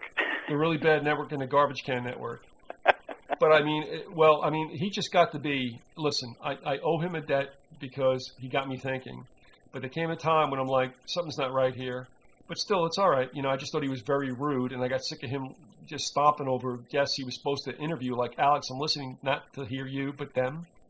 In fact, Matthew Tartaglia, who was a U.S. Search and Rescue member, whom Alex had on, stepped all over that guy so badly, and I wanted to hear what he had to say, that I actually, hunted him down and got him on just to say, look, just tell me what you couldn't say on Jones's show. But, what happened also is after I left listening to them in 2004, all of a sudden Jones, who knows that government is corrupt to the bone and cannot be redeemed, all of a sudden gets behind Ron Paul, and I'm like, what is this about? Mm-hmm. And then I realized, no, man, something's up here. Something's up here. And I hate to tell people this, but you know what? I don't know what to tell you. You have to make up your own minds. But if you believe this, then understand that you're in deep sneakers and you better find a way around it. And that is, government is corrupt no matter what administration's in there. It's been a joke. They've been playing a dog and pony show for us forever. And if you don't get it now, you never will. And if you want to sit there and believe that somehow, some way, the cavalry comes down and saves you at the last minute, good for you. Ain't going to happen. No. Also, I just want to mention one other thing. I'm sorry, Jeffrey, I don't want to step on you, but let me get this in real quick. Okay. There's a website with regard to what we would call predictive programming. It was begun by an Australian by the name of John Valentini. It is imagining911.blogspot.com. He started to collate images from movies prior to 2001 with very curious references visually to 9/11. Some were in dialogue. I had gotten some also, but I gave them all to him and let him run with it. My only point is, one of the things that really struck me, because I didn't see the movie when it first came out. You remember Fight Club? Oh, yeah. You remember the last scene? Where they were just blowing up the credit card financial district, yes. Yeah, right. And how do those buildings go down? With Whoops. well-placed internal explosive, controlled demolition style. And that's not the only one. I mean, there's, and I still get them. I mean, people say to me, well, if that, you can find that with any kind of numerals. I'm going, well, just show me. Yeah. And nobody fesses up. Everybody pops off and nobody produces the stuff. Nobody ever. It's easy for them, just like they do with the pundits. They'll throw it out there. It's like, well, you show me some other aspect of it. It's like, I don't have to. I have these questions. You need to prove your side. It's like there's something screwy with the story, and I'm just asking questions. You prove the other point. That's all you got to do. But they never want to do that. They just want to completely... No, they want to pull you down, but they won't do anything as far as research goes or anything that might obviously counter their cognitive dissonance. And I know it's horrible. I understand that. Yeah. But that's life. That's the way it's been, and that's what these people have to understand. That's the way of the world. And and the government could not care less about us. And those who run the government, who don't run for office, could not care less for us. And I just want to mention one thing. There was a book that was sent to me by somebody who's done some work on 9/11, John Gannon, who is now out of California. He sent me the book City in the Sky, The Rise and Fall of the World Trade Center. I'll read this later on, as I have also some text from if you might remember some PBS broadcast, The Center of the World and Why the Towers Fell. Mm-hmm. If you really want to go and whack somebody upside the head for what happened on 9/11, go find the Rockefellers. Really. They put them up and they took them down. Yeah. You look at it when people talk about, oh, were you talking about some conspiracy where some people got together and they created this out of a boardroom? I'm like, well, yeah, that's where these people sit, and they always sit in boardrooms, and that's where they do their daily business, and usually in secret. But it's a confluence of interests across the board. You don't have to have every component of it, everybody sitting in some grand boardroom talking about what they're going to do on 9/11. But you have all of these vested interests that people, it's just like the mafia. It's just, everybody just wants a little piece. Everybody's like, oh, well, I could help out with this component of it because, I'll get this. Having those towers come down serves so many purposes that the shock and awe for everybody on TV, blaming it on the fake boogeyman, bringing down those elephants in the middle of Manhattan, which were so outdated, where nobody was even renting space in it, really. It was practically empty. I mean, it was just, they were dinosaurs. And so they're just making the money off of it through the financial scam, through all the insurance, AIG and everybody else. There are just so many different components where any sociopath that's a part of those groups, the CFR and everybody else, that they just start talking about it and like, oh, wow, I could do this component of it and make this part of it. And then at the same time, nobody's going to turn on each other. I mean, this whole thing that you'd have to have so many people involved to pull something off like this. Somebody's going to talk. Well, we've seen there have been thousands of people who have talked about it, but when you have these same board members controlling the media, it's not going to come out mainstream. So Ma and Pa America is not going to buy off on it because they're not going to hear anything about it until they do hear it on mainstream. On the side of, did you hear about these crazy, wacky 9/11 conspiracy theorists and their aluminum hats? That's the only time that they do bring it up. Honestly, I would say the formula for conspiracy domination is real easy. Corner the money, corner the information outlets, corner the government, and you're in. Because after you corner the government, you avail yourself of their military. And that is the history of the United States in the 20th century. And that's it. That's easy. That's how they did it. And you can look at Morgan, Carnegie, and Rockefeller as the main proponents on this side of the Atlantic, and the Rothschilds on the other. Yeah, it is a conspiracy, and that's the way the world runs, folks. But, of course, those same conspirators have brainwashed everybody into hearing the phrase conspiracy, and now in their minds, if they were to write down the definition, would say false rumors. Mm-hmm. Would you agree? Yeah, I mean, it was a couple of those guys, I can't remember the names, they coined the term conspiracy theorist. It was the mid to late 50s at some point, where they immediately threw it out there and then just started tagging it with all the negatives. Well, I'll tell you what, that's interesting, because I did see it pop up in 1964 in response to a book written by two gentlemen, not Woodward and Bernstein, called The Invisible Government. And I went and I took a look in Newsweek at the review of the book, and they called them conspiracy theorists. But remember, that was born also out of the JFK situation. Mm-hmm. If you found it back in the 50s, that's even richer. So, I mean, either way. Well, from what I'm remembering, this was just right at the tail end of the 50s. It seemed like 57, 58, in time to get that ingrained in time for that Dallas Dog and Pony show. And also the whole fake missile crisis thing. Right. Which we lived through and believed it was very real, but to me it was still a show that faked brinksmanship, but of course wasn't really there. And so, yeah, you're right. And I tell you what, so I'm glad you mentioned that, because I can only trace it back to 64, but the fact that it might have occurred within 10 years earlier is only to show folks that, and this happens all the time, you start saying things to people that they don't hear on or see on mainstream media or in print media, and the first thing they go is, "Oh, well, you're a conspiracy." No, stop right there. Okay, stop right there, because just because you don't get it from mainstream news or information outlets does not mean that it's not true. There is a conspiracy, and you better wake up, because that's the way the world's been run for like millennia. Hmm.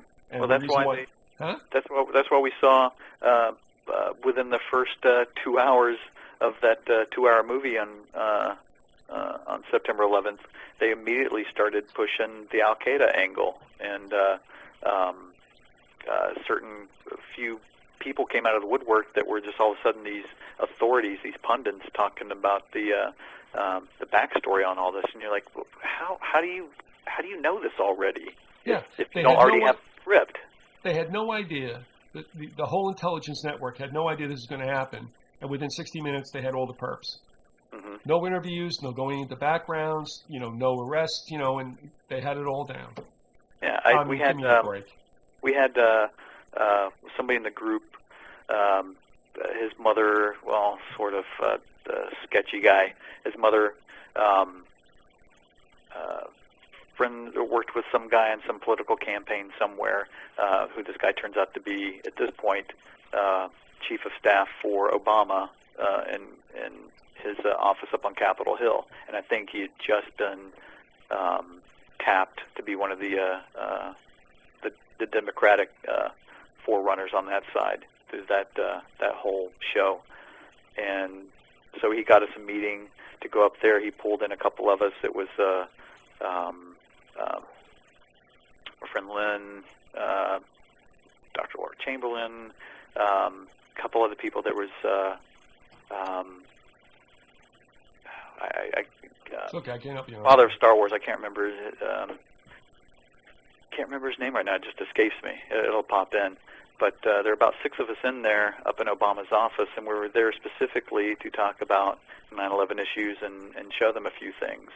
And, of course, Obama was too busy to meet, but he had his chief of staff do this. And so we get in there in this meeting room, and we show him just a 3-minute clip to start off. I'm thinking of Dr. Bob Bowman. Okay, I got you. That's who. So we go to show him this chief of staff this 3-minute compilation, all just about World Trade Center 7, about that aspect of it coming down. And I think at the time we also showed the Jane Stanley video of how she reported how it collapsed 20 minutes before it actually did. And so this guy was floored. He thought he was going to have us in there for 10 minutes. He goes back, talks to Obama about something, because he's got to go off on some junket somewhere, comes back in. He keeps us in there for almost another 40 minutes as we're showing the stuff, and his mouth's on the floor. He had never seen any of this stuff before. So, of course, he says he's going to take it to him and try to get something done. And this whole time I'm like, it's not going to happen, I was there part of it because I was asked to come along.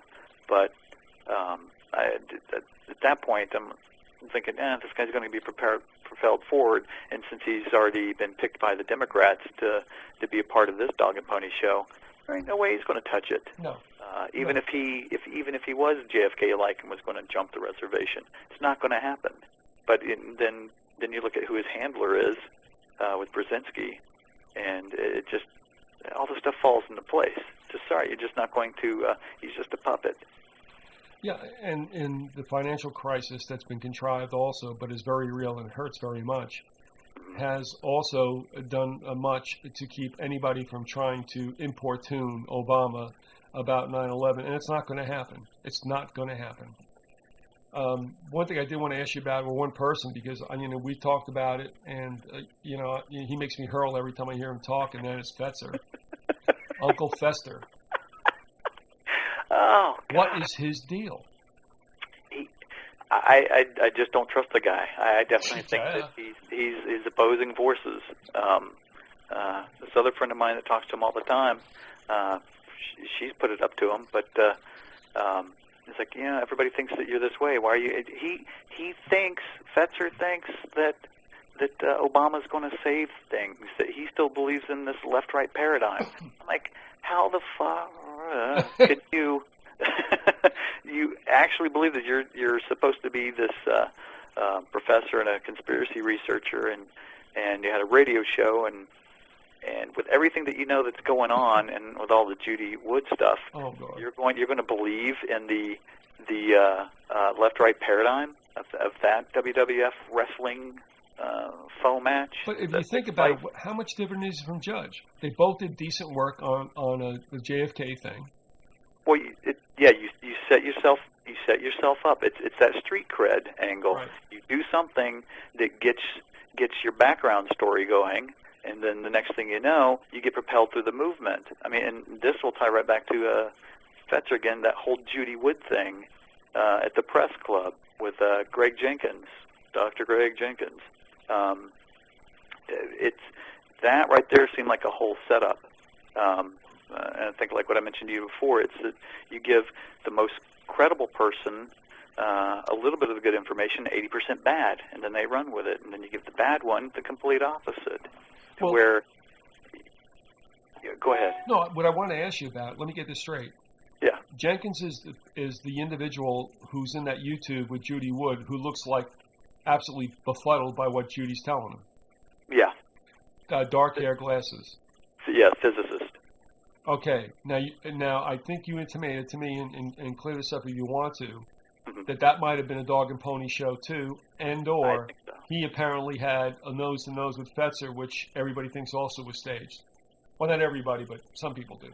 Well, the few of us that were standing around, because Fetzer had just done this presentation in the press club, and with Judy Wood there, and with his slide show that he talked about all of her stuff, but he didn't let her get up and speak. That was a plus. Yeah. Well, they had scheduled, Greg had scheduled this interview to do afterwards with her. And so Fetzer's up against the wall. They're in the other side of the press room. There's about 10 of us in this room from the group watching. And I didn't know that this component was going on, but I'm like, oh, okay, sure. I'll go watch this part. And as it starts going in, it's completely different than the feeling you get. It's bad enough watching the video. It's just kind of painful to watch. It is. But in the room, the tension got so high. I mean, you could just feel it in the room. Everybody was just looking at each other, just going, "What is going on? I just don't get this." After that part of the interview was over, and unfortunately the cameras had stopped rolling, with the girl who was filming it started packing everything up. Fetzer comes over and immediately gets into Greg's face, and they just start having a huge argument, or they're screaming and spitting on each other. And Greg at one point gets up, they're pointing at each other, bumping chests, like some sort of like stupid high school fight. And at one point, Greg smirks, and then Fetzer smirks, and they almost start cracking up, but then they gain their composure. And my friend Lynn and a couple other people over there, they're like, everybody's just like, "Wait, did you just see that? What the hell was that?" And then they get back into this fight, and so we're trying to figure out, okay, why were they about to crack up? That just seemed very odd. And they continued it. They supposedly had, we had somebody come over to break up this fight to keep them apart from each other. But then it carried over into the hall out front, and then later down into the main part of that lobby, they got into it again. And at that point, a few of us were like, this seems really staged. There's just something very bizarre going on. And that point, I just started to have a lot of questions because, again, with the whole Greg Jenkins thing, it just fits that model of street cred, build yourself up, and then implode somehow. And I'm sure that plenty of people in the group are just going to get pissed at me about this one. But he's just one of the people that it's extremely fishy.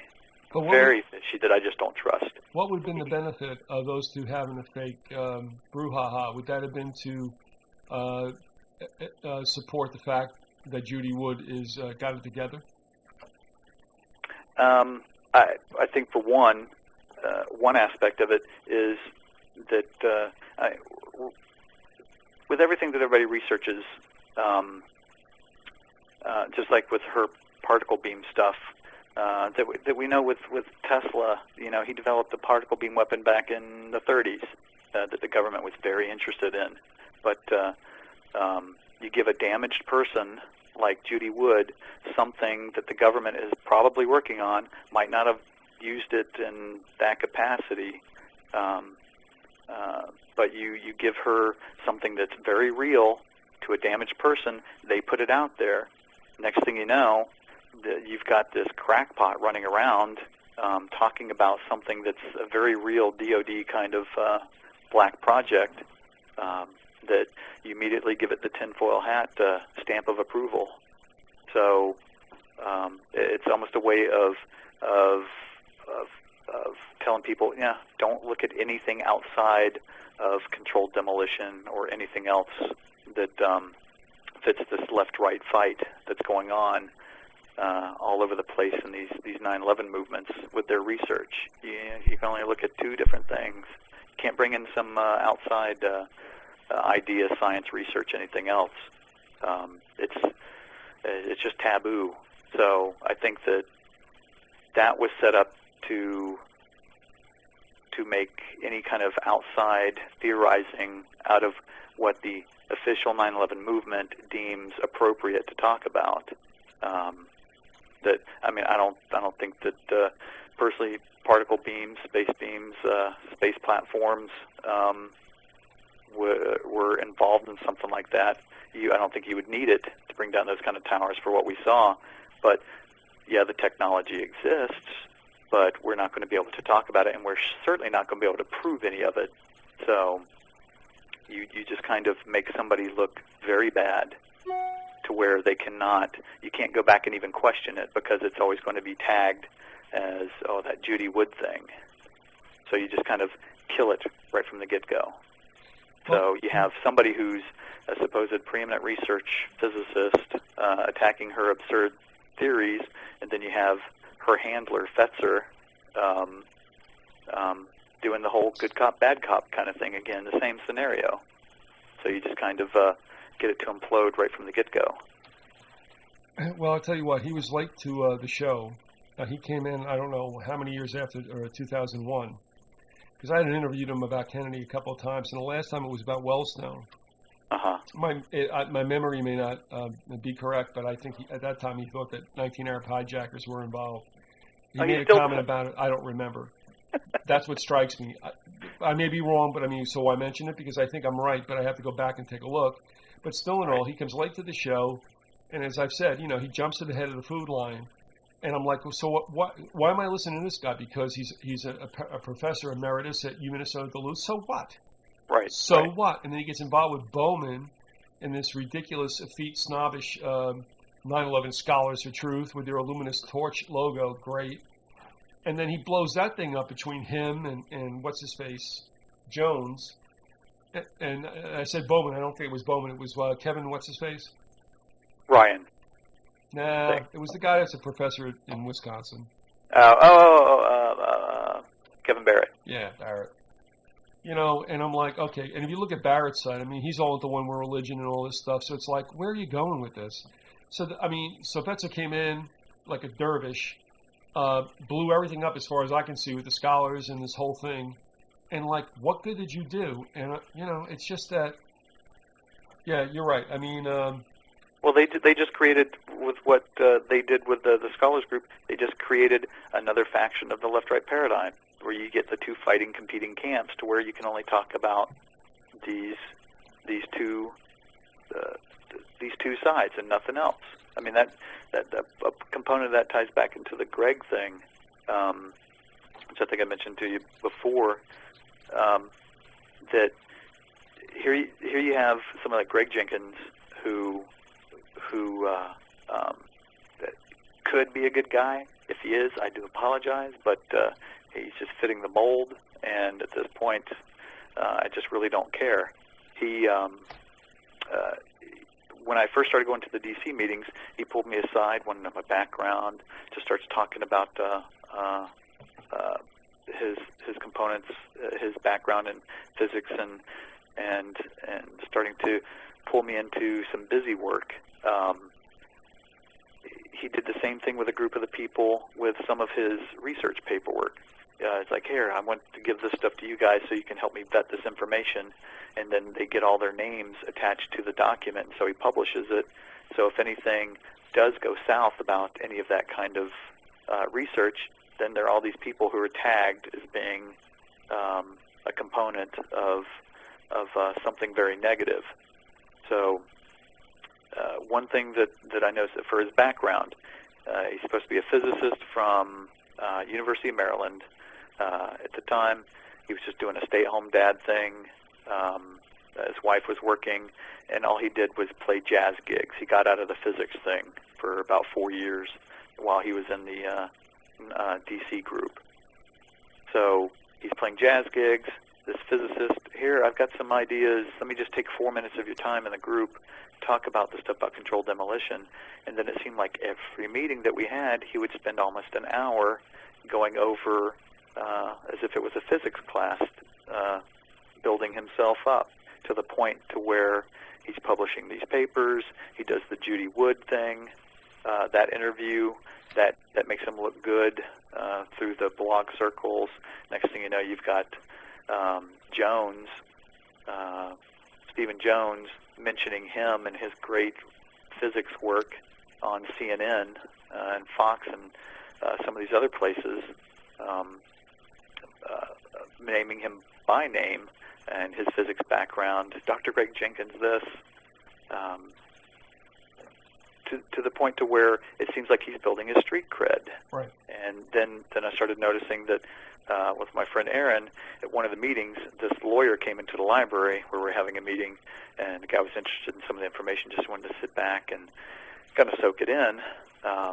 Aaron starts talking to him. He's like, oh, if you want any information or have any questions, just ask me. Here's a DVD. Here's some other information you can read. Immediately, Greg goes over there in the middle of this conversation, inserts himself, and just starts blathering on about physics and controlled demolition, and completely freaks the guy out. And we've seen him do it a couple times. So what Aaron and I did was bring in a friend of mine into one of our DC meetings, and we're like, okay, we're going to go in. We think somebody's acting fishy in a certain way, and he's going to do these certain things. He's kind of acting out of the COINTELPRO playbook. So we brought him in, pretend that you're new to the 9/11 stuff you just heard about the meeting. You come in late, and so our friend comes in about 30 minutes late to the meeting, and we wound up getting kind of two people at the same time. Dave Schlesinger was acting the same way. He's got a fishy background as well, kind of the same as Greg's. And what he does, he comes in, Dave immediately tries to get it from the table. He wants to get my friend's name, address, phone number, all the email addresses, all kinds of contact information, write it down, not even explain why he wants it, sit back down and just record the information. Well, Greg sees my friend come in after he's sort of been introduced, and after he finishes his physics speech, he goes, runs around to the other side of the room, grabs my friends, like, come on, let's go outside and talk. He runs to the street downstairs outside the restaurant, goes on for 2 hours about controlled demolition, the physics involved, about earth energies it would require to bring this, that, and the other down.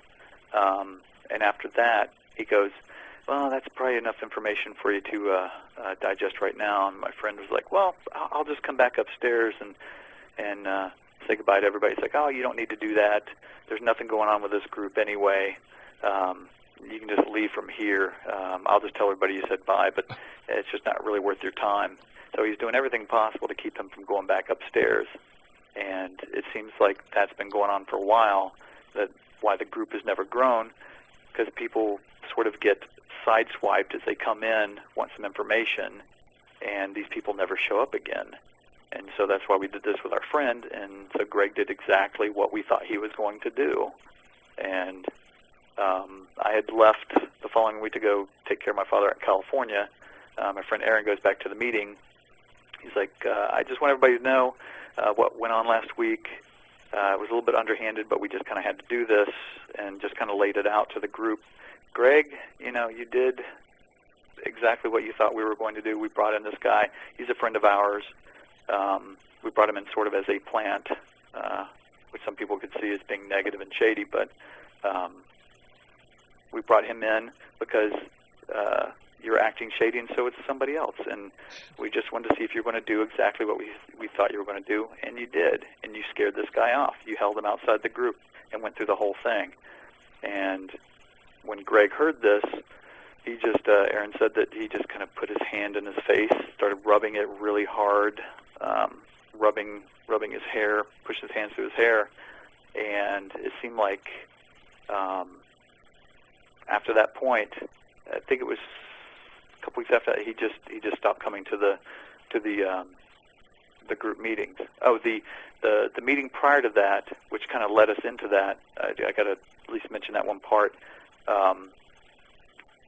After all this physics and research background that he was pushing through the group, publishing these papers through scholars and being mentioned on CNN, he tells the group at one of his last hurrahs explaining this stuff that he actually thinks that the buildings came down, as the government said, it was a gravitational collapse. There was enough energy involved for the building to pretty much completely vaporize.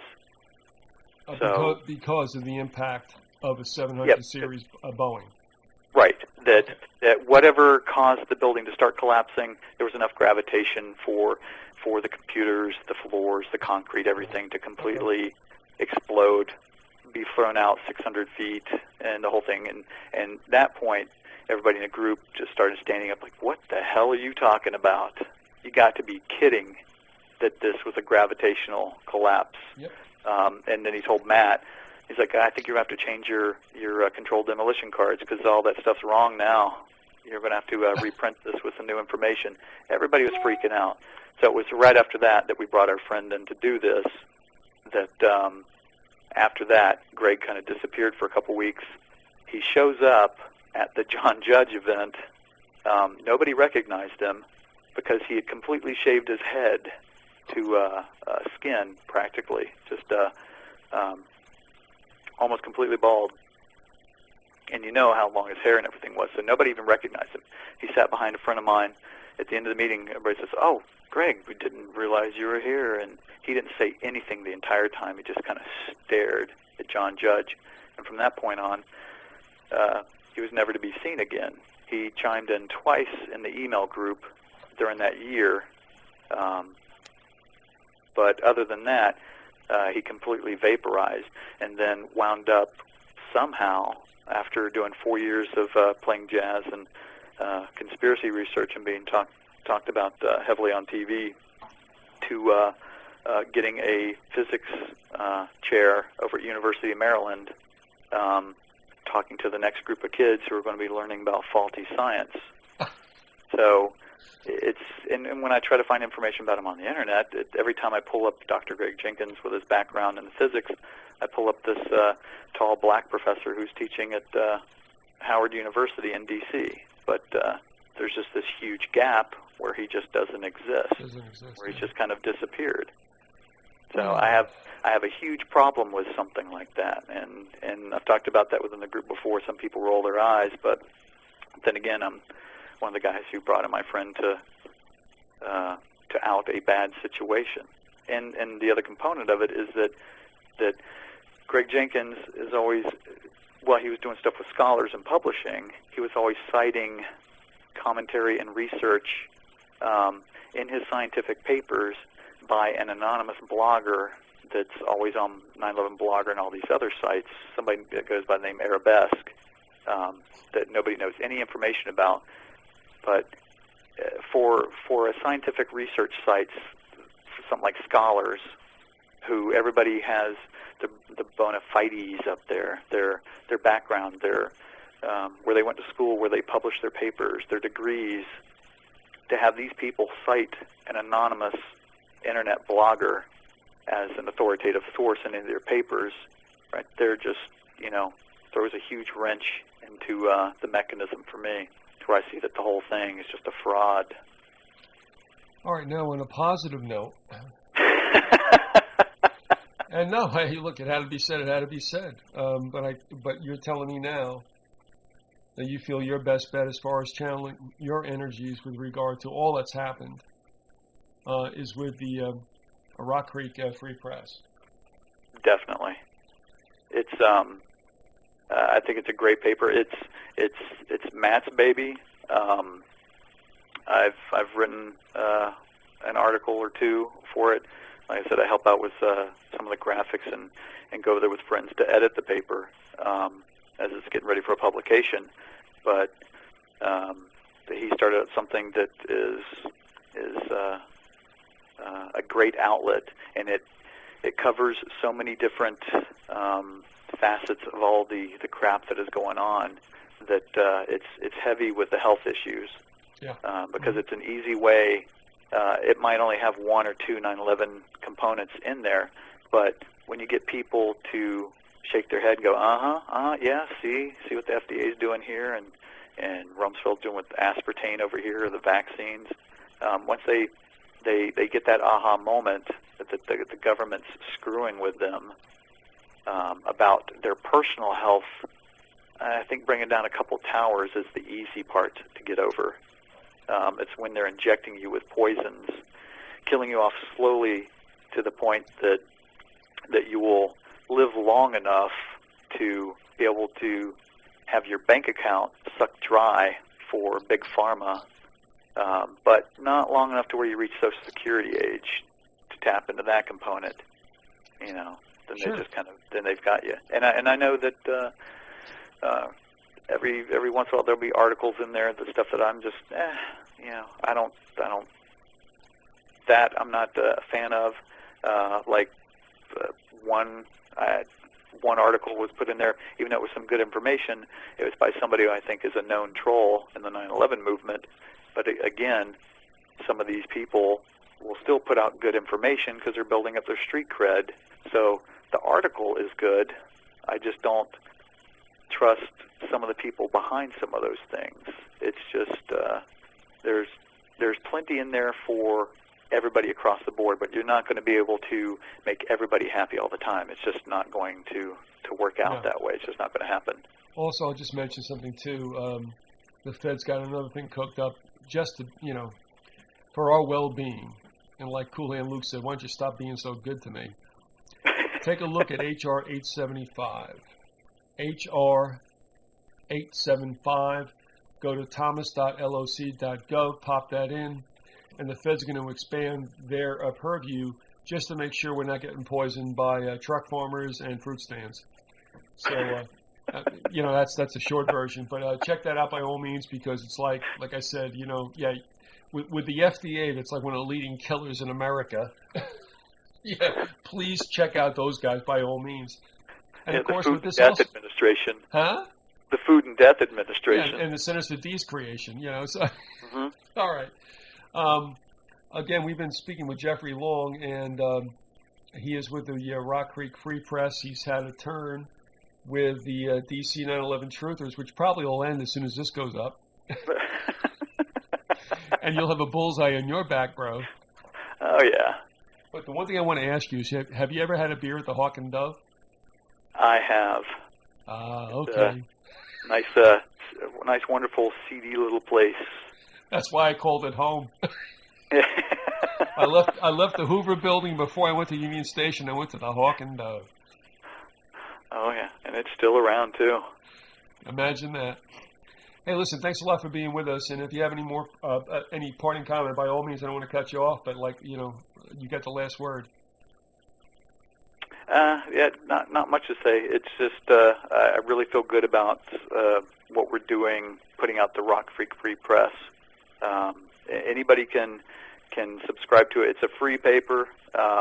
We just ask that if you find it in your heart and in your wallet in this recession, to maybe donate $20 for the subscription. It helps cover the cost of postage, and that's it, because everything else comes out of pocket for printing out this paper, because we don't take any advertisers to fund this and actually muddy the waters, and there isn't really room for the amount of content that's put through the paper. And this is it was a great idea by Matt putting it out, and it's just kind of taken a life of its own. So I like spending my time with it. And like you said, I'm sure I've ruffled many a feather in the DC group, specifically Greg Jenkins. But we'll see if an email pops in from him through there, or if I get a personal email. We'll see, since all this stuff is kind of monitored anyway. But I just don't think that, like with what Andy and Herb are doing, they're doing it right. It's when you don't have a huge group with board meetings, you actually get things done, and you can talk about topics that are on the fringe, even for groups talking about known conspiracies. There's still too many control mechanisms and personalities involved that everybody's afraid of stepping on somebody's toes. But for everything that's going on, as bad as everything's getting, I'm just not really worried about that anymore. Yeah. The information's just too important, and if anybody's bothered by it, they can just grab me at the next meeting and wring your neck. ask what's going on. But they've gotten plenty of my rants and emails, so they know exactly where I'm coming from. All right. Well, listen, if all else fails, you know where you can find me. Yep. And it never changes down here, so don't worry about it. Listen, Jeffrey Long, thanks a lot for being with us, and we'll be in touch, no problem. And I thank you for coming on. All right. Thanks, Keith. All right, bye-bye, bro. Bye.